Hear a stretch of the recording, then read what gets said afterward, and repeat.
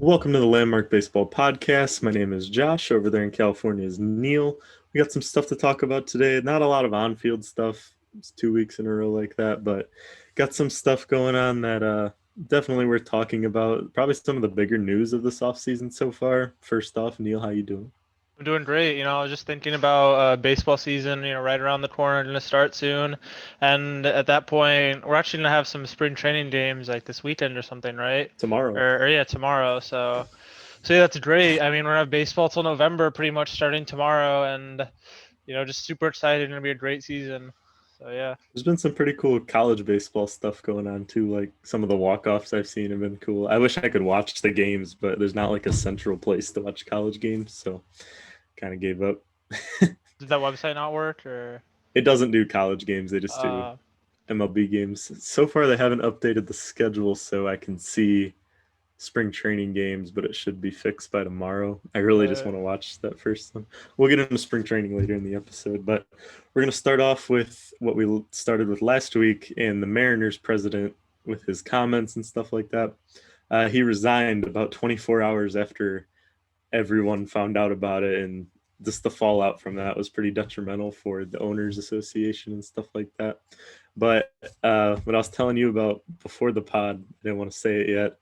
I didn't know this about this situation, but this whole thing was the cause of one man. Some Mariners fan named Eric Hess stumbled upon the video trying to find out more like spring training information. He was just messing around on YouTube and found this full 45-minute interview, and he watched the whole thing, and he just was more and more stunned as he went on, and just found out like, I think I'm the only person who's watched this video. And he like told his wife, and he's like, I think I'm gonna go like try to like send this out there. And he put it on Twitter, he put it on Reddit, and blew up from there. His Twitter is at Seattle Sun DVL, so give credits there. But great job, Eric when Hess. It's pretty cool. when did the Mariners president originally make these comments? Like a couple days before it went big, but like that guy just happened to be like one of the first people to like see the video and like watch it in its Right. entirety and go pretty public with it. But Right, because I mean, who's really gonna listen to, an hour of just a Mariners president, ranting? Like, the video is yeah, probably titled like uh, Mariners president Kevin Mather speaks at Rotary Club, and that was it. And he's like, I'll right. click on this. Yeah, he probably just needed some background noise to listen to, and he's like, wait, like, he's not supposed to be saying this stuff. He's saying a And lot of stuff back there. yeah, yeah, I mean, we talked enough about that last week, just pointless and dumb, but I mean, he resigned, they forced him out, which I mean, yeah, it just looks better for him because it looks like he walked away on his own, but it's whatever. I believe he still owns part of the team, but at least he won't be Right, like yeah, no hands power. on and doing things like that. Right. Um, Huge card for the players union to play in the upcoming CBA next off season.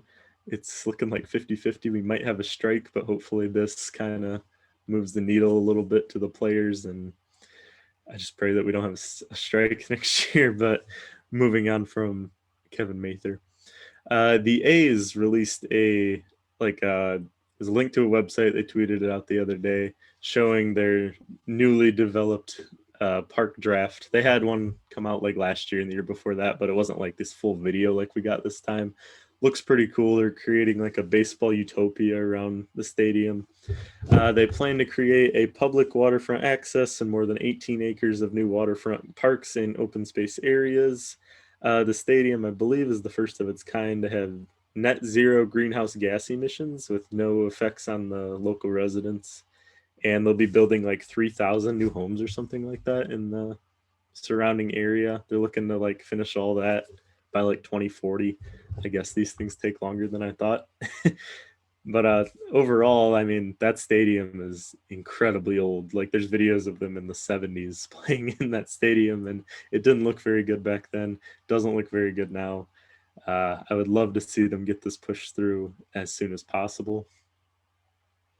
That'd be really nice because yeah, there's rumors about the Athletics potentially leaving, which doesn't seem like it's gonna happen, but yeah, it'd just be great overall. I mean, obviously, yeah, you said that we're looking at 20-year time frame because they haven't even started it yet, but it does do a lot for the city. I mean, just going to like Petco Park, which I never really thought of it, but it is like designed in the way the athletics would be going for, where it's obviously it's the main draw is the stadium, but there's a lot of stuff around it too that's really cool. There are a lot of places to eat. There's a lot of houses, there's a lot of hotels you could watch the game from. You could watch it from the roof at a couple.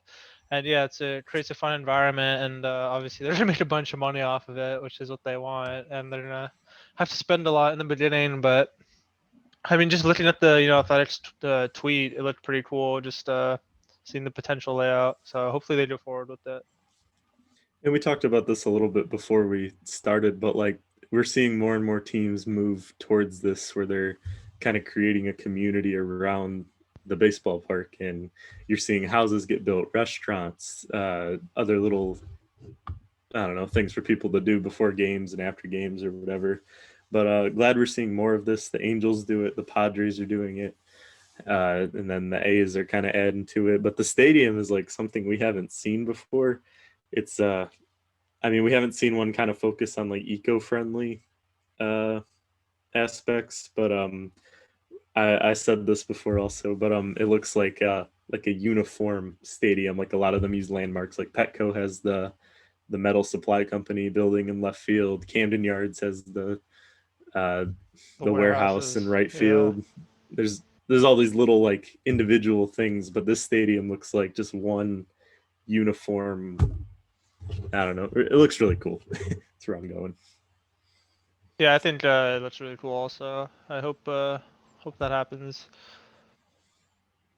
But We had an injury this week in spring training. So you saw Texas got hit with that like huge winter storm, right? right, yeah. Seems like a really long time ago. Did you guys get that at all? Was it just rain? No, we had a storm. Yeah, like maybe a couple weeks before. It was just like heavy winds and some rain. But yeah, nothing like Mm. that. Yeah, I did No have some ice. family there. They were like it was pretty bad. They had to like go to their cars if they were like really cold for the heaters and Really? stuff. Yeah, but yeah, things are. Actually, I don't even know. I haven't talked to them to see if things have gotten better, but I'm assuming they have. But Well, Twins camp is in Texas, and their top prospect, shortstop Bryce Lewis, he was number one pick a couple years back. He slipped on some ice and tore his ACL. are He's you out for the next serious? year. Yeah, they Oh, were expecting him to come up this year and probably at least come up at the latter that's half of the year, but he just got sidelined until that's next year, terrible. and it's going to be a long road back for him. So uh, get better, Royce. Pretty unfortunate. He's probably never really seen a lot of ice in his time. I think he's from like the south, and his spring training obviously shouldn't have ice on it, but here we are. Texas is in a pretty unfortunate spot, but Yeah, get it's better, kind Royce of. Lewis. I mean, Minnesota, he's gonna have to get used to it. So yeah, it is what it Yeah. is.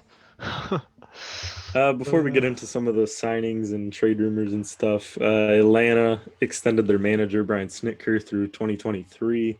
It's been kind of a here and there with Snitker. I think I've heard both they've won a sides of it. lot, but yeah. A lot of them like him just because he wins games, but a lot of them are kind of questioning his like playoff pitching decisions. I think he was pretty good in 2020 though. I like the relief arms he brought in when he did. Did you like what he let off that one game with their best reliever? I forget his name. He had like a pitch. Melanson, I think it was No, it was like no. some left-handed guy. It wasn't Will Smith, but I know what you're talking about. I can't think of his it name was for against the whatever reason. Dodgers. Yeah, he threw like 3 innings. I don't know if I like that necessarily because you had your best reliever go out. Yeah, he dominated them for 3 innings. But then the second he was taken out, like the Dodgers scored runs, and I was like, what's the point of that? Huge gamble. Like if that guy's Yeah. off, the whole day is like messed up. I think they lost anyway, but No, yeah, he that's what I'm was. saying. He was on, and they still lost. See, they threw 3 shutout innings, and they still lost. But I was watching that. I think he had a runner on second and the third with like one out, and he just came back and like struck out the next two batters, and he was so fired up on the mound. It was awesome. yeah, that was really cool. But I really yeah, need to find his name because I feel bad. But yeah, people have kind of questioned his decisions over the last couple of years, but I think overall he's done a pretty solid job. Was right. it Tyler Matzik? No. No. AJ Minter. That sounds right. Yeah, it was him. Um, but yeah, I think also the Yeah. Braves, they give him more control than a lot of other teams do to their manager. I feel like he's more of an old school manager. Uh, I don't know. I mean, the whole, yeah, leading off with your, one of your best relievers, that's kind of, a new idea, but he still has like some old traits to him, I guess, and it's not like other teams where they're just purely analytics. So maybe that draws people the wrong way. But I mean, we're going to see some of that too with the White Sox now that they have Tony La Russa. We're assuming you don't know what direction they're going to go, but yeah, I mean, I like him as a manager, I guess. I do too. He gets a bit, like you said, he gets a bit longer of a leash than like guys like Kevin Cash, pull Blake Snell in the sixth inning. I don't think the Braves would do a similar move. They kind of left relievers in for 2 to 3 innings this postseason and worked out for him. I mean, this pitching staff was supposed to be like really bad with the loss of Soroka and Cole Hamels was injured for the year, and I think they were kind of scrambling for pitchers, but they called up Bryce Wilson, they called up Ian Anderson, my bad. Yeah. And they did it. Bryce Wilson pitched like 6 innings shutout ball against the Dodgers in like game 3, I think. Uh, yeah, it ended up working out for him, but they get Soroka back this year. They got Drew Smiley, they got Charlie Morton, so looking good for the Braves. I think we gave them the slight edge over the Mets. I think that was agreed on. Yeah, I don't know. I go back and forth.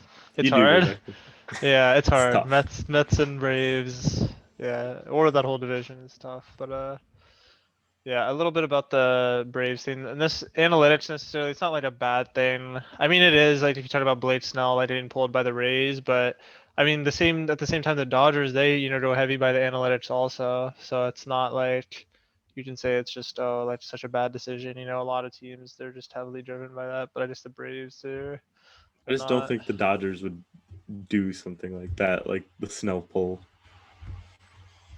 Yeah. Um.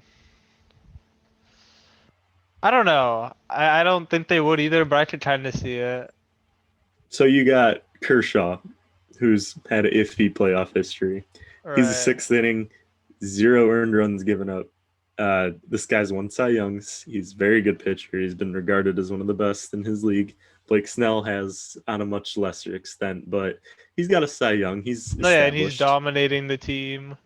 Yeah, and he's looking really good. I mean, it's Right. pretty undisputed that he had a pretty good start Right. And then going into he that. gives up a hit to the top of the order, and now you're facing the heart of the order with one guy on. Was it runner on first or first and second? I think it was just runner on first. Yeah, no, he just gave up one hit, and they It's so bad. yeah. I mean, yeah, no, I don't agree with the decision.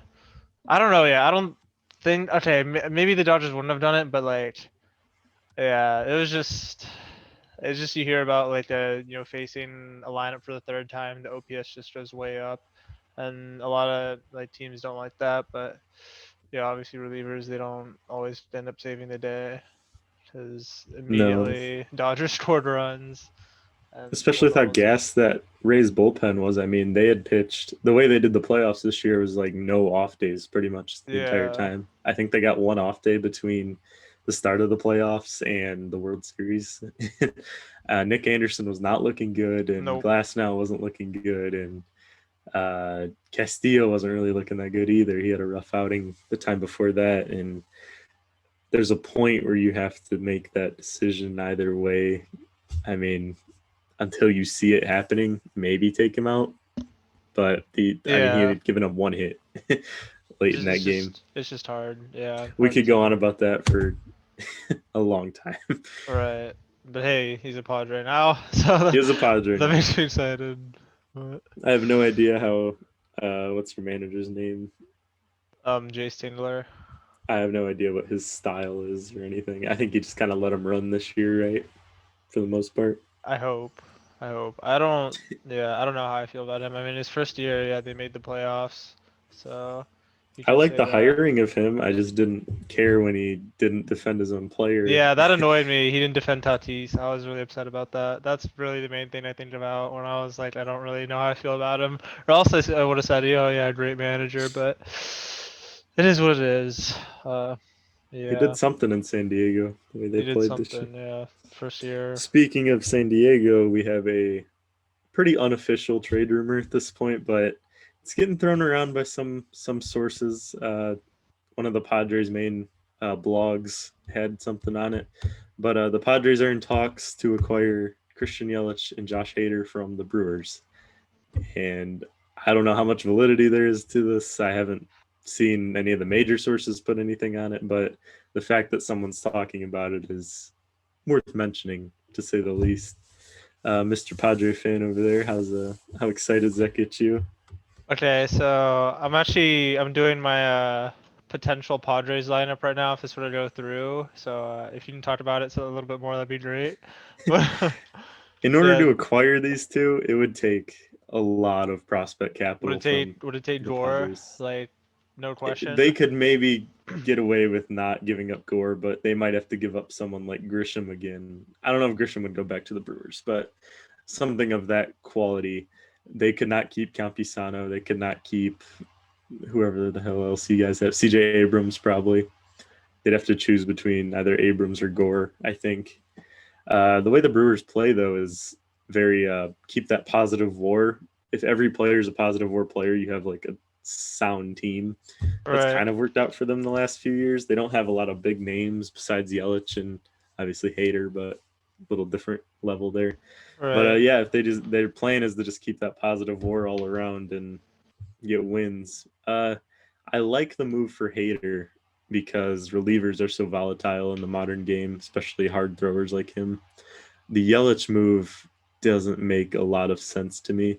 The Brewers aren't in a horrible position. They're not in a horrible position. The Cardinals are the only real contender for the NL Central right now, and the Brewers aren't really that far off. I mean, they don't have like a necessarily weak spot. The left side of the infield's kind of a hitting issue, but on defense they're great. Right. Yelich is obviously the star. Braun's had some commitment issues to say the least, but they're certainly in play. That rotation is a lot better than what a lot of people think. I'd certainly like it for the Padres. They got both. Prospect capital means nothing once you got a lineup top to bottom and a bullpen that's unstoppable on top of the rotation they already have. So Right. So, um, thinking about it from the Brewers' perspective, it really doesn't make sense to give up Yelich, at least. If you're thinking, okay, well, my thing is like, they're not going to win a World Series at the moment, right? And they're really only in the division because it's so bad. Like the Cardinals, I don't think, the Cardinals are a good team, but if you put them in the NL, any other NL division, I don't think they're going to be the favorites. And I think maybe, from their perspective, they would want to deal Yelich and Hader, maybe because Hader they're not going to have for that much longer. Yelich they are, but it's at a really expensive cost, which is they're a small market team. Maybe they don't want to pay that for not not making the playoffs every year, and then just go forward with a bunch of young prospects that they have. So that's like if they did want to deal Yelich, I could kind of see that. It's not like the craziest thing. It's not like the Dodgers, or it's not like the Red Sox and Mookie Betts. If he wanted to stay there and they just didn't want to give him what he wanted because obviously they could have paid him, but yeah, still, I wouldn't trade if I was the Brewers. Why would you trade your franchise player, maybe the best player in the franchise? He's just ridiculously good when he's right. Yeah, he had off 2020, but not the worst thing. But yeah, I mean, from the Padres' perspective, yeah, if you can do this without giving up Gore, I think you can do it. CJ Abrams, maybe. I mean, he might be really good, but I mean, your infield, you have Tatis and Machado locked up the next, what, 8, 9 years at least. Tatis 14. You have Cronenworth. You have Ha-Seong Kim. You have so many infielders. I mean, Profar.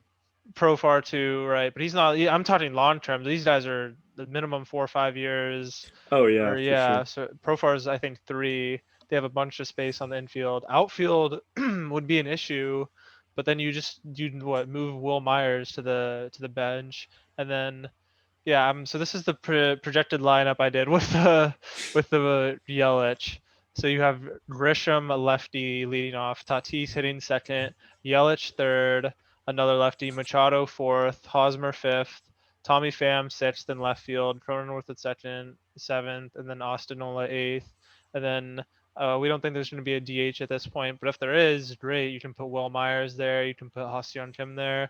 Not to mention their bench would be insane. They would have Will Myers on the bench, Ha-Seong Kim, Profar. I mean, all those guys to be starters on some other teams potentially. I mean, that bench is looking really good. So, I mean, yeah, this would make I think this would make them. I wouldn't maybe not better than the Dodgers, but I maybe would just take the Padres over the Dodgers if this happens. I think I would too, just because this lineup is just so good. And then Hader also, Hader in that bullpen. Hader's just not like your standard reliever. Hader can throw 2, 3 innings and just dominate a team just like that. Like he's really good. He would go great in that bullpen. And if they can get it done, honestly, I think if they can do it without giving up Gore, you can. But yeah, you don't want to lose too many of your prospects because yeah, you have you have done a lot to be in this position. But I mean, this lineup is ridiculous, and it's left, right, which is I think ideal. And it was hard for me. I didn't know if I wanted Tatis second or Yelich third, but my thing was like I'd rather have Tatis on base with like Tatis running with Yelich hitting than the other way around. So I don't know. That was my decision. But yeah, obviously this decision would be crazy for the Padres if they did that. But then they'd also have so much locked up in capital for the next 10 years. They have Hosmer, who's I don't know how many more years, probably like 7 or 8. He's They'd got have 5 left. oh 5. Okay. Yeah, I think he signed an 8-year deal. That was like 3 years ago. Yeah, you're right. So yeah, but then you'd have Hosmer, you have Machado, Tatis, and then Yelich. That's like what, like six? I don't know, like 80 million a year for them, like just A the next deal couple like of this years. But really handcuffs the Padres. So oh, like definitely, that's what I'm trying to say. any sort of decisions they want to make would be pretty limited. But just the only thing that's discouraging me from Yelich is so we're only like 2 years removed from him probably being the best player in the NL. I mean, him and Not Bellinger even went just 1 year, like just last year is what like 18 and 19. He was right, arguably the best player in the NL. right. 18, he won the MVP first year with the Brewers. Bellinger second in his rookie year. And then in 2019, Yelich got injured down the stretch. But he still He was would an have won MVP MVP. candidate. He And would have won MVP. he still was a candidate though. Like he put up, it wasn't like he got injured halfway through. He got injured like almost towards the end of the He came in season. second in voting, but Right. he led in every category that wasn't a counting stat besides like WAR, I think, or WAR's a counting stat. He had OPS, he had slugging, he had average, he had on base Right. percentage. I'm just doing all this research this last week here, but yeah, 2019 Yelich was, if not more insane than 2018 Yelich. Right. Just No, he just lost some of the he games. was like you could have said he was like the second best player behind Mike Trout, and his OPS was like is better at times. I mean, yeah, if you compare him to Bellinger, Bellinger's just an absolute amazing defender. And he did have that MVP season where he was just, slugging crazy, hitting for power. And he has done a lot of that also. But yeah, Yelich, maybe, yeah, not the defender Bellinger is, but base running, pretty good. Is still speedy in the outfield. He's a And net neutral defender, and right, and yeah, his offense is just ridiculous. His offense is just it was just ridiculous. It was like people were talking about Juan Soto like this, like the last season, but his OPS was just like insane those 2 years. And yeah, you put him that's a very good third. comp for Yelich as Juan Soto, or I guess a good comp for Juan Soto. But Right, that's how people were talking about Juan Soto in 2020. It was how they talked about Yelich like the last 2 years because just they're a just pure hitter. right. And yeah. Just the main turnoff is that they just signed him to a $200 million plus extension. He's still owed 200 mil. He'll be on the Brewers until 2029 at the age of 37. So whatever, if the Padres do trade for him, like you were saying, they'd be pretty handcuffed for a long time. They'll have But a 37-year-old Yelich out there that they have to right. pay a lot of money to. But if that point you're hoping you'd have won at least one World Series, so that makes it worth it. And it's not necessarily the worst players to be handcuffed to. Yeah, Hosmer and Myers are overpaid, but those are coming off the book soon. But I mean, Yelich is a pure hitter. He's going to be great for a while. Tatis, I think, hopefully, we're hoping he's going to be good for a while. Same, and Machado, yeah, he might fall off sooner, but I mean, still, those are not necessarily the worst things to be handcuffed to. It's not like you're paying 3 pitchers, 100 million. You're paying, 3 really good position players, about 60 or 70. So I could see it happening. It would handcuff them, but if they It's are not out of the planning, question. if they are planning on spending a lot, which I think they are now that the Chargers are gone, they would still have some flexibility. So I think the yeah, Brewers need to move Hader anyway by this deadline because say the Brewers get to All-Star break and they're 500 ball. Hader as a volatile reliever is actually way more valuable than his stats indicate. They will bring him in often in the 7th or 8th inning just because it's the heart of the lineup instead of leaving him for the bottom 3 in the 9th. And the way that the Brewers use him is kind of where teams are going, where they use their best pitcher in the most high leverage situations. I tend to agree with that. same. But Hader's one of the bigger people for that. And I think a playoff team down the stretch, such as the Padres or White Sox or whoever, could really benefit from a team like this. And the Brewers don't have a lot of prospect capital. So I think a move like that to kind of see what they got going on down on the farm could be pretty helpful for them. I think they definitely need to trade Hader, especially because you have Devin Williams under club control for a long 5 time. more years. Yeah, so it's just Hader. It just seems like the right thing to do at this point. I mean, they've been talking about trading him for so long, and Padres have, more than willing to give up prospects, and His value is why only going to not? go down the longer they Yeah, keep him. So exactly. And Milwaukee's smart; they're aware of that.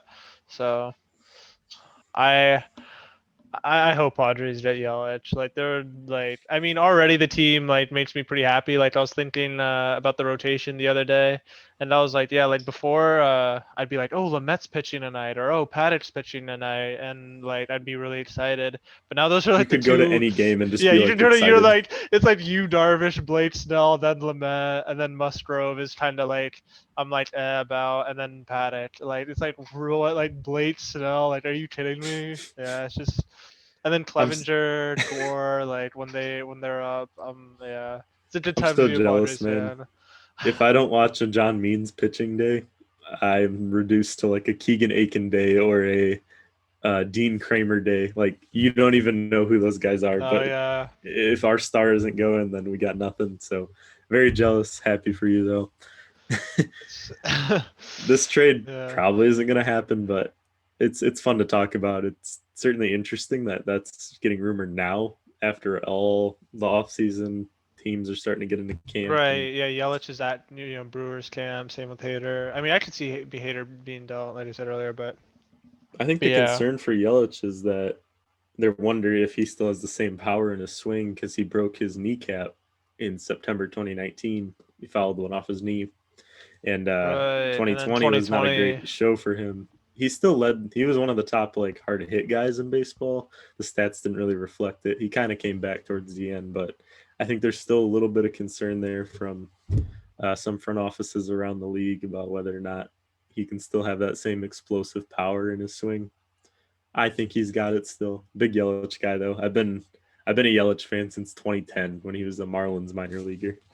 So he was my old iPhone background or iPod background when I was like 13. Pretty cool. I saw him on a pretty cool Marlins team. They had this was before they traded everyone. So they had Stanton and Ozuna and Yelich, and then actually Ichiro pinch hit that game because he was on the Yeah, Marlins. So that was pretty cool. So yeah, and then I think they had like D Gordon also, but they did. Yeah, and Jose yeah, Fernandez. I don't think he was on there when Ichiro was there, but Jose yeah, Fernandez, pretty insane story. yeah, They said Ichiro when he was like 43, hitting on the Marlins, that he could just like in batting practice, he would hit every single one out of the park. Like he was that good, but he just chose to hit singles because it produced more for him. I guess just yeah. worked out better for him. They say he just parks him in batting practice. It's pretty awesome. Ichiro, that's awesome. We got a couple signings. Nothing too major, but worth mentioning. The Yankees signed Justin Wilson to a 1-year deal. Strong lefty arm out of the pen. Hasn't really had it in the last couple seasons. I remember when he was on the Tigers. He actually started with the Yankees, got traded in the Shane Green deal, and now he's back with the Yankees. So he can be effective if used right.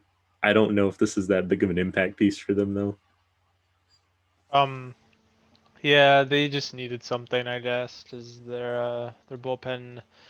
I don't know. It's kind of not the same like when you used to think about the Yankee bullpen, but If it I don't know works, if it he's works. necessarily the answer. If it doesn't work, I don't think they're really kicking themselves about the signing. Right. Another relief pitcher off the board, Tyler Clifford, who's seemingly been around for 20 years. He hasn't, but he's still kind of effective. To Arizona, 1 year, $2.25 million deal. Uh, no one, the Arizona's like a black hole of baseball knowledge. Like, can you name 3 players on the Diamondbacks that aren't Tyler Clifford? Nick You're in the Ahmed. West, so you might be able Yeah, to. Nick Ahmed, Madison Bumgarner, uh, like Jared Dyson. I don't know. I don't know if he's still there. Zach Gallen, man, come on. Zach Gallen. Okay, yeah, I don't know. Zach Gallen's insane. Yeah. Apparently, I learned some guy on the Pirates is dating Vanessa Hudgens. I don't know how they worked that Cole out. Tucker. He Yeah. said that she's gonna be with him for like the entire season. Like she'll just be at Pirates games. That poor first impression at a baseball. Yeah. Is Cole uh, Tucker good? Not really. Like he was a number one draft pick, not number one overall, but Yeah, first round first draft pick round. for the Pirates, and came up 2019, was kind of okay, and then 2020 they kind of just threw him in whatever position they could put him in. I think he played a lot of center field, came up as a shortstop, negative WAR career player, but he's got some potential. So we like Cole Tucker. What were we talking about? We're talking about the Diamondbacks. Diamondbacks. Yeah. Yeah, Diamondbacks. Yeah, they're just kind of. Yeah, they're black hole at this point. They They a got some couple of minor years league talent ago. coming up, but I mean, maybe we're talking about the Diamondbacks being where the Giants are in like 2 years. Yeah. So nothing. Yeah, they just kind of like they dealt Pollock, they dealt what's his name, first base guy, Goldschmidt. yeah, Goldschmidt. They dealt Greinke. I mean, yeah, it is what it is. They got a good foundation. Cattell They didn't Marte, sign. Zach Gallen. They Uh, got Dalton Varsho. They like oh yeah, him a lot. they've both Martes. I could have said that. That would have been easy. Oh, they have Starling Marte, right? Actually, maybe not anymore. They had one I last think they season. traded him to the Marlins at the Yeah, end of the yeah, year. that sounds right. But yeah, they got a decent foundation, but it's just kind of a shame that they're in the West. They're just stuck there for the next 5 years, and everything they do is meaningless. Zach Gallen, though, is going to be a stud. I like Tyler Clippard, but I don't think this moves the needle at all for a team that has no Yeah, expectations. they're gonna compete with the The Rockies. yeah, yeah, they're gonna try to steal some games if they can. Yeah. They can hang with the Angels in mediocrity. The Braves signed first baseman, third baseman Jake Lamb to a 1 year, $1 million deal. He was, speaking of the Diamondbacks, he was a one-time All-Star with them. He had played with them every year. Then he got released last year. He was struggling pretty bad.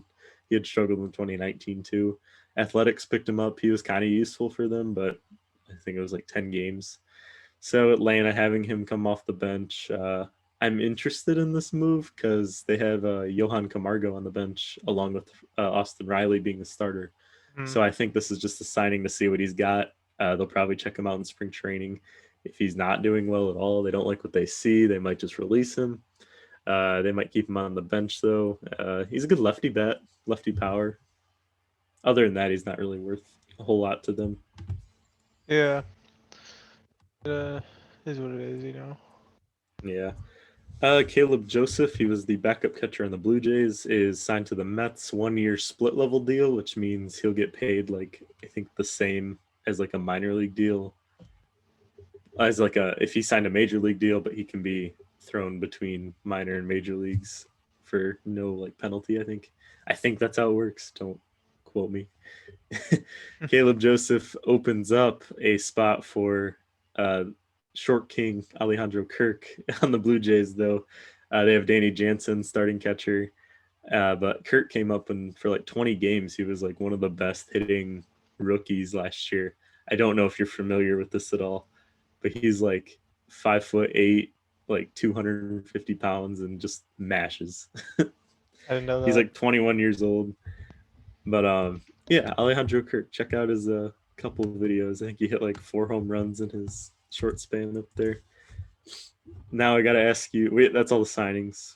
So Yes. not a lot going on there. But who are your two breakout one pitcher, one batter for the year? What you got?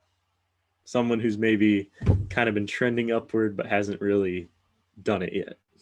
Um, I'll say my pitcher first, and then you can say yours, and then we'll go to position player. Um, I don't know. I keep saying Davy Garcia for like everything, but I really like him, so I don't know if I want to say him again. I don't know if he's I like think because he broken was a out. rookie last year, I wouldn't count him as like. I think he still got rookie status this year, so I don't know if he counts in like the breakout. Okay, so yeah, I have to think then. Think like what Max Fried did last year, like someone in his position, but what like a year ago. I'll say Luis Patino of the, or is he too I mean, he young? hasn't pitched in the majors yet, but So I you mean, want he you has want been someone kind of older than like someone who's someone gonna that's like. kind of been around at least a little bit. Okay, all right. I'll Chris say mine. Paddock. Chris You got Paddock. Chris Paddock? Okay. Yeah, I I like like that one. He had a really good rookie year, which was, 2019, a longer season. He almost won our rookie of the year. But I mean, yeah, he did. He looked good then. 2020 was kind of but I mean, who knows? He could break out, especially with being at the fifth guy in the rotation. It takes a lot of pressure off of him. He's gonna learn a lot from these great pitchers. Um, he's a great team behind him, which I'm sure will make his I mean, yeah, it'll make his ERA just go down, just having all these studs behind him in the infield. So run yeah, support every night. yeah, and run support too. Yeah, I think Chris Paddock for my pitcher. I picked two pitchers. I couldn't decide because one of them is a team bias and the other is overall. John Means. Some other guys have him in this same category. Mike Petrillo actually responded to me saying he was writing an article saying that John Means is about to take that step into being kind of that second tier of pitchers. Like, obviously, you got like the Coles and the Verlanders and guys like that up there at the top. But then there's that next tier where it's like where Freed was last year, where like I can't think of the guys. Giolito, guys like him. I think Mm, Means is about to take into that tier of guys. I mean, he had a great rookie season. He was an all-star just 6 months into his career, or a couple months into his career. In 2020, he started off kind of bad, but came together. I think his father died at the beginning of the season. But after that, he was like lights out, like a 2.3 ERA over the last couple games. The non-Oriole I had was Shohei Ohtani. They said he hit 100 miles an I wanted hour to in say him. his 30 pitch live ABs yesterday. So that's pretty eye catching. He really was bad in 2020. He Right. did 2 starts and he gave up like 4 earned I mean, in the he first threw like couple innings. 101 before his Tommy John, so it's good to see him getting back. But yeah, If I he was thinking, struggles, he's got to hit. I think they just got to make him either one or the other if he's struggling. yeah, I was thinking too, Lamette, he looked really good after his Tommy John. He came back. He was not throwing this hard before. He's throwing like 99 now on that fastball. Like, it's really nice. And he kind of broke out last year. I was gonna say him, but he kind of already had his breakout year. Just no Yeah, I one really think know who he is. most people kind of So figured out who Lamette was if your team played the Padres. It's going to be interesting this year because he's gonna be like the everyone third faced pitcher. their own division last year, so all of a sudden the I don't know, the Red Sox are going to see what Dinelson Lamet can actually do Right. now, and it's going to be interesting to see. For me, I wasn't really bothered by that because I was like, okay, we're facing the same teams as the Dodgers, so either way, it's I fair. think it was fine, especially And for that season. And the divisions, honestly, like I was thinking about this a lot. I was like, okay, like Trevor Bauer, like he played in the Central teams a lot. Like they weren't that great. But then I was wait, the Bieber, same thing. Padres, like division, like the NL West exactly. Other than the Dodgers, isn't exactly great either. But yeah, not too much on that. I gotta say my position player. Um, I think it will be Dominic Smith. Okay. I really liked him. He has he's a left-handed bat for for the Mets. If you don't know who he is, ideally he's their first baseman, and Alonso is the DH, but they're not going to be able to do that, so they're going to have to put Pete Alonso at first base, and then maybe he'll play like left field or right field or something. But yeah, offensively, I think he's going to break out. He's going to have, a bunch of great guys, McNeil, Lindor, hitting in front of him. He'll probably hit third or fourth, I think, depending on how he does, if they like him a lot. So I'm pretty high on him. I mean, he's a young dude, relatively like 25 or so, I think. Yeah, So it's tough to figure out his position, but Dom Smith's been around since like 2013. I think he got picked out of high school. By 2017, he was up, and they kind of expected him to be their starting first baseman for at least a little while till Alonso came up. And he's struggled pretty bad up until last year. But in 2020, something changed. They did a lineup of his stance next to Barry Bonds, and it was like identical. At least in 2020, I didn't see before that. But his peripherals all looked good. He was hitting the ball hard. He was not really swinging and missing too much. So that's a good pick. I just want to see him do it over the full season. yeah, His stats were pretty insane over that short season. My breakout hitter, I selected two for this also. Tough time choosing. Vlad Guerrero Jr. He lost 40 pounds this offseason. Highly touted prospect 2019. Kind of didn't do what people thought he would. He still had like a respectable season, but he's just kind of overweight is the quick way to say it. But he's lost 40 pounds. Yeah, not anymore. I bought a PSA 10 rookie of his the other day, $60. Really? I expect that to probably triple within the next 4 months. Happy about that. My other batter, I selected Eloy Jimenez, White Sox outfielder. He played good in 2019. Just people didn't really talk about him last year because Luis Robert was up and he was mashing. Eloy, I actually didn't look at his 2020 stats. I don't think they were all that impressive, but he's still a highly touted prospect, and I think he's ready to break out in 2021 with all the protection he has around him now, and he's gotten a little feel for the major league level. So excited to see what he can do over a full season. Any other comments on breakouts? I mean, there's a lot of guys I think that are going to break out, but I mean, we'll see. Cronenworth was the big one last year, kind of. Brandon Lowe was another one. Right. Rosarania, too. We'll see, like, how he does in 162. Rookie status. We'll get to that. We can actually get to that right now. Who you got? I love Rookie of the Year, so I just like talking about him. But you got some Rookie of the Year favorites start of the season? You're asking me if I have any? Yeah, do you? I don't know. I don't really know like who's a rookie and who's not. Like, I want to say Wander Franco, but I don't know. It's tough. There's a good chance he comes up. If he comes up and destroys, like, for instance, like Tatis did in 2019 and can do it for the time he's up, I mean, it's good. It's as good as hit as if no one else is, like, dominating. I ranked him out of 4. I had Arozarena probably going home with it. I mean, he hasn't looked bad since coming up with the Rays. Hopefully that continues. I don't know. He's very exciting. Maybe Kalelnik too, because he's probably going to play a lot if he gets. If he comes up, yeah, he's electric. Mountcastle, biased, whatever. Yeah. had a great 2020 though. You can't argue that. He had a great OPS. He wasn't really swinging and missing, which was the concern. He was still mashing curveballs and had a really good eye. Casey Mize still has rookie status. He's expected to kind of bounce back after a rough 2020. And Alex Kirilloff, he's an outfielder for the Twins, made his debut in the postseason. They're really high on his bat. I don't really know that much about him, but based on what I've heard from Twins people, they're really excited about Kirilloff. I mean, we might see him put up 30 home runs if he plays. I'm gonna go with him actually for rookie of the year. Yeah, just because you convinced me, and especially in that lineup, he's gonna like see so many pitches. And the Central is not exactly the best division either for pitching. I mean, he's gonna face the Indians, and I mean, yeah, it's really Indians have great pitching, but outside of that, it's kind of lackluster. It lost Eddie Rosario in left field, and I think left field is Kirillov's like main position. And they have Kepler in right field, and then Buxton in center, so they're good. That Twins outfield is awesome. Yeah.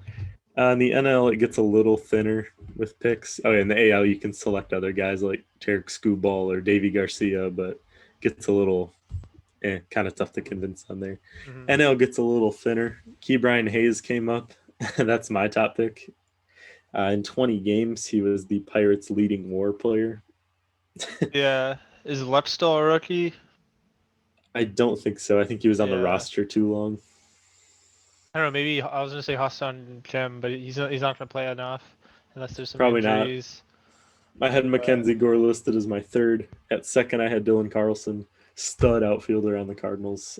Great defender, good, powerful swing. They expect him to hit about 25 to 30 homers. If he can do that this year, that gives him a pretty good run at Rookie of the Year. But Hayes has got to be the favorite right now. His defense is, I think they had him just under Chapman for best defender in wow. baseball at third base. Yeah, and his He's a OPS was like insane when we did see him. But Yeah, and I mean he had a WAR of 2.1 in like 20 games. It's insane. Got anything else on the rookies?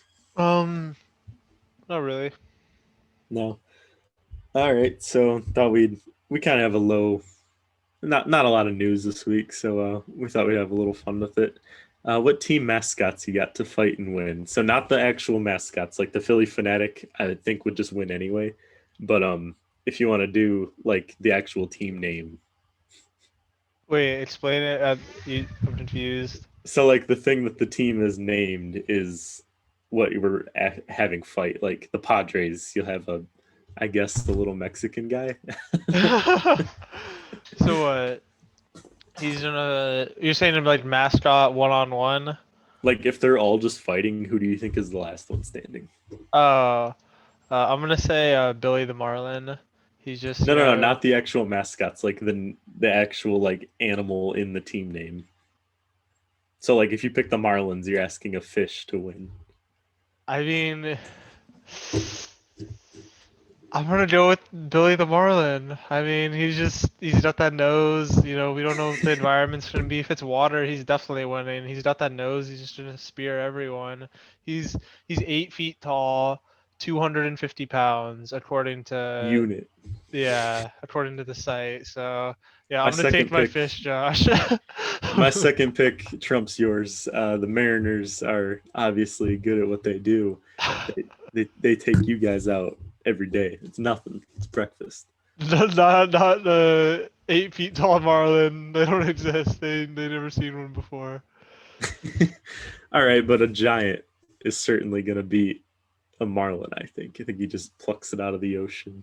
How big is a giant? I'd say like 40 feet. All right. Tigers The are a good play. The Tigers would have Diamondbacks been are a a good good play. play.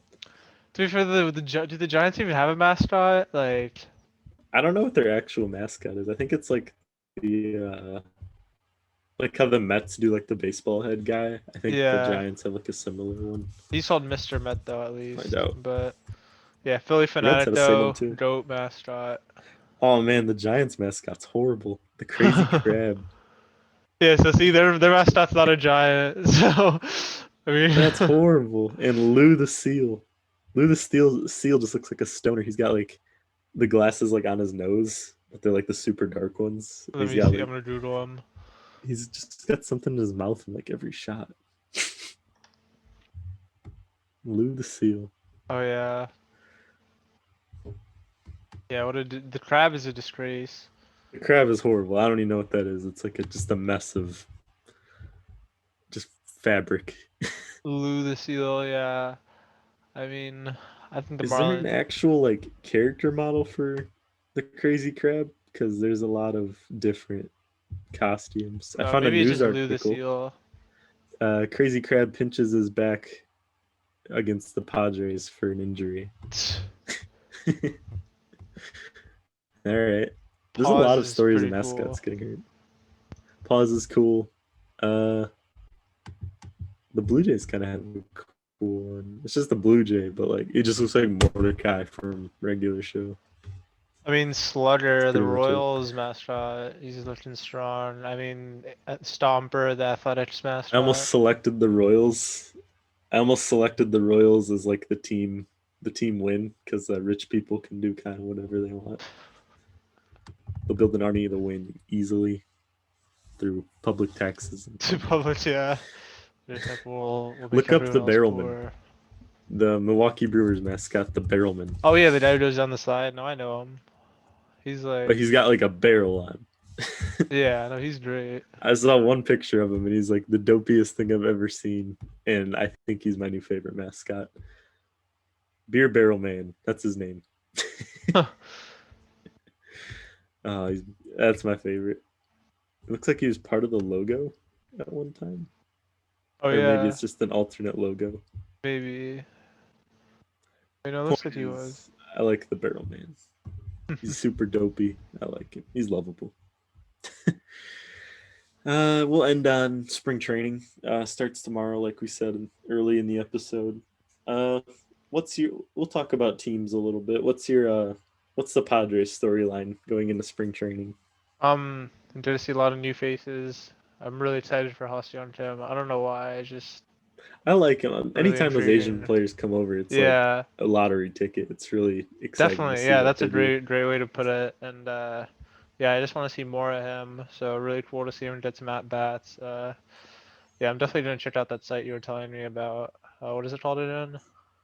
Which one? I don't know. You told me about some site for like I can watch all the spring training Oh, games. Volo Kit.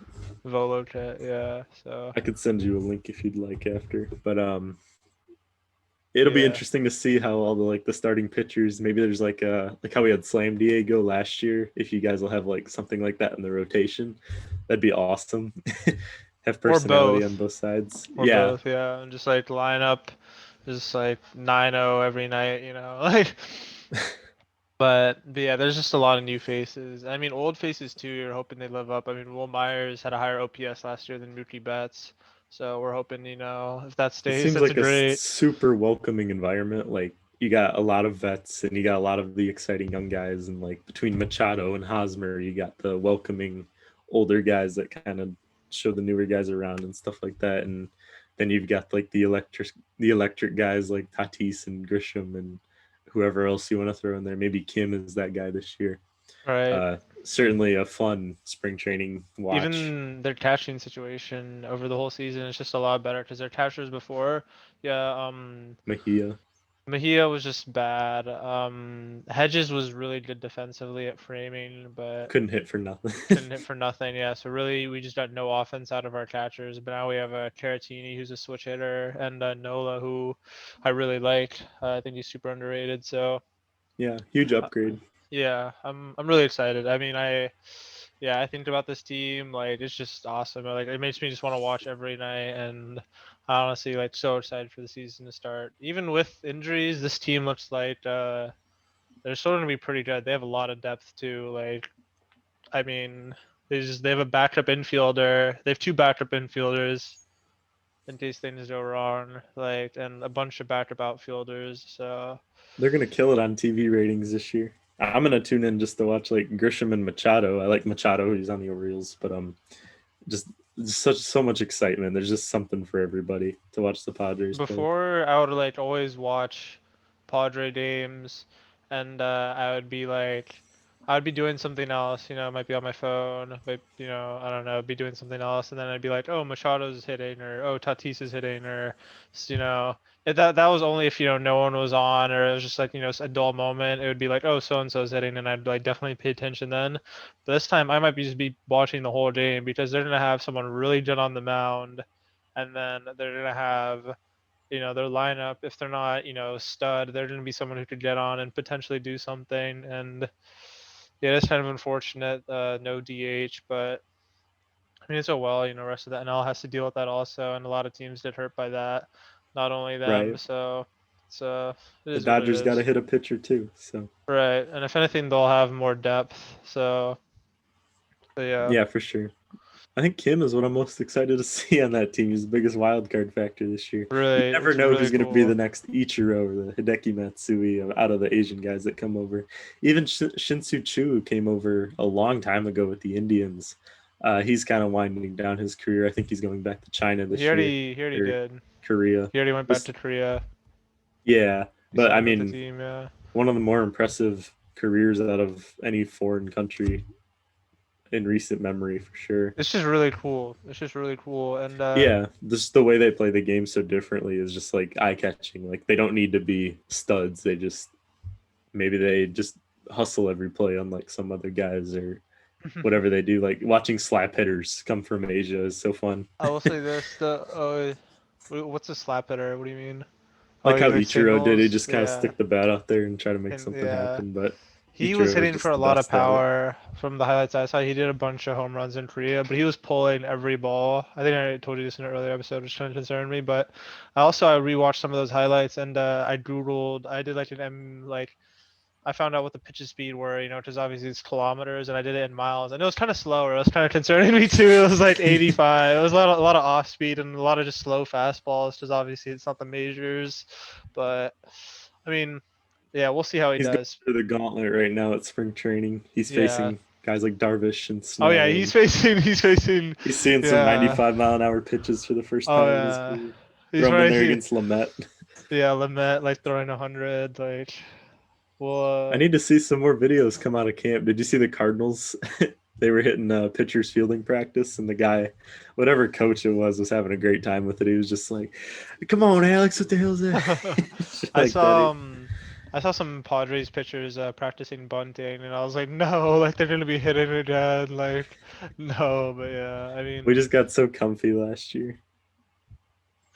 yeah, who's your what are you most excited for? O's are going to figure out the infield this year. We got a lot of kind of major league ready guys coming up. I'm excited to see who the shortstop is. We lost Iglesias to the Angels in a trade, but guys like Jemai Jones, Rylan Bannon, Yomer Sanchez, Neil doesn't know who any of these guys are contending for those middle infield spots. Mancini's probably going to be the first baseman. Just excited to see him back on the field. It's another big point. And we're curious what's in the rotation too, because outside of Means, there's not really a quality start waiting. Keegan Aiken, who came out, Cesar Valdez is potentially going to start. Jorge Lopez was fun to watch, but the Orioles kind of revamped some careers that were kind of on the downward trend last year, so it's going to be interesting to see if they can continue that or if it was a fluke or whatever happens. But rotation in the infield is what we're going to be looking at. I don't believe in spring training battles. I don't think they are. I mean, even major league guys will say this, that teams have kind of who they projected to be from day one. Spring training at bats don't matter. They're not going to make decisions based on 20 at bats. But I think the Orioles make one of the unique cases for maybe they're going to matter a little bit. If Rylan Bannon's coming out hitting 330 at bats and Sanchez can't get above a 250 on base percentage, I mean, they might go Bannon for opening day. You I still kind don't know who Rylan of Bannon is. disagree with that notion about spring training not mattering, just because in this day and age, like they'll put you if you go out and you just absolutely slud and you hit the ball really well, like how can they deny that? And especially in the day and age, they'll put you at any position if they have to. They'll move guys around. If you're in the AL, they can DH someone or DH you, and especially from what I've seen with the Padres, I mean, Tatis and Paddock, they could have manipulated their control over them, but they didn't because they did really well that 2019 spring training. They just came out, they did amazing, and I actually saw in AJ Preller, he's the head of it or GM, like the interview, he said I think Ian Kinsler was on the team at the time. Mm-hmm. Machado and Hosmer all came to his office and said, "Yeah, you need to put Tatis and That Paddock guy's on the ready. opening day roster." Yeah, like both of them, and he did, and yeah, he didn't care about doing the whole Chris Bryant thing or service time. They just brought him up, and it was definitely because, I mean, obviously they were great players, but they did really well in spring training, and yeah, maybe for the most part, yeah, if you're like I don't know if you're on like the Yankees or something, it might be really hard. But some other teams, a lot of teams, they definitely have openings in the lineup. If you are gonna outperform, and even like the Padres, if Ha-Seong Kim, he just came out, did really well. He might get the starting spot at second over Cronenworth. So yeah, I So I think think there is I some think that truth to that. matters. Like that you can maybe move the needle a little bit on what the org thinks of you, but I still think they're going to go with their guy on day one. But you might have secured yourself an opportunity that you might not get like maybe you get a June call up and they just kind of give you an opportunity to do what you can do. Maybe you can play how you did in spring training, and that's probably what they're looking for. See if the stance is there. And I mean, if you make something happen, you can kind of secure yourself a spot, but it's about getting that next opportunity. But I don't think most decisions are influenced by spring training whatsoever. Right. Yeah, and a lot of it depends on like specifics too, like who you're trying to compete with, and yeah. But I yeah, usually no, don't watch a lot of spring training, but it I is don't fun to see the either. younger guys like the Marlins. I mean, the Mariners, for example, you're going to see Rodriguez and Kelnick and Logan Gilbert, and it's going to be fun. Like, even non-Mariners fans can tune into a Mariners game and kind of like enjoy the future of Mariners Right. baseball, just a little taste of it. I mean, the Padres like they're like minor leaguers or like major leaguers on other teams, so Yeah. it's kind of I'm actually really excited.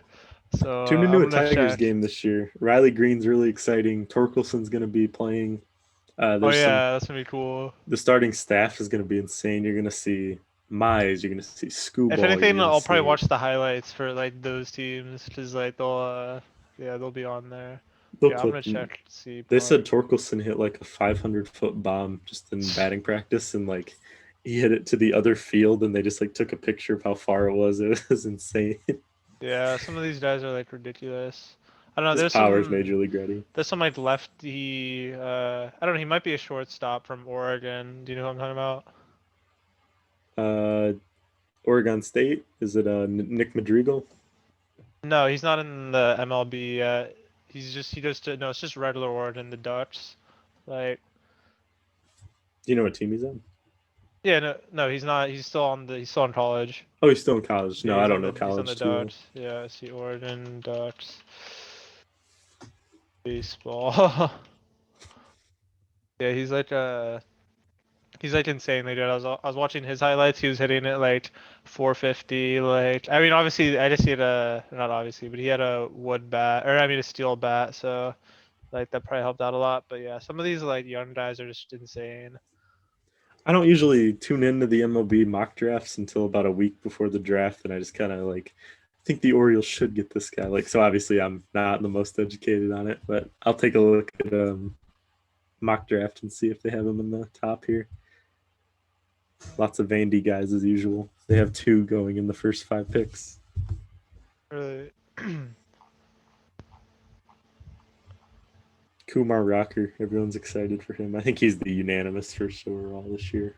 Pirates will be getting him on top of their other younger guys in the system. But we can wrap it up here unless you got any more to add to spring training hype. Nope. Nothing else to say Nope. really. All Padres right. game at 12:10. We will see you guys next Monday. Oh, I don't know what time the Orioles play tomorrow. Padres play the Mariners, so that's a pretty cool. Oh, nice. We're playing the Pirates. Easy dub, 1:00. I get to see Key Bryan play a little bit. Nice. All right, interested in that.